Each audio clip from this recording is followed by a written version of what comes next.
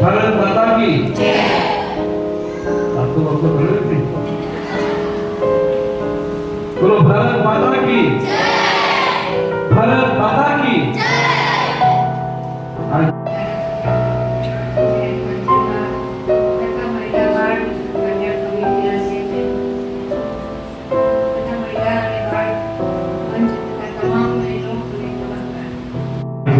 સુખદ નિરાકરણ કરવામાં આવે છે, તકરારો ના થાય તેવી રીતેનું નિરાકરણ કરવામાં આવે છે, એને નાની અદાલત કહેવામાં આવે છે।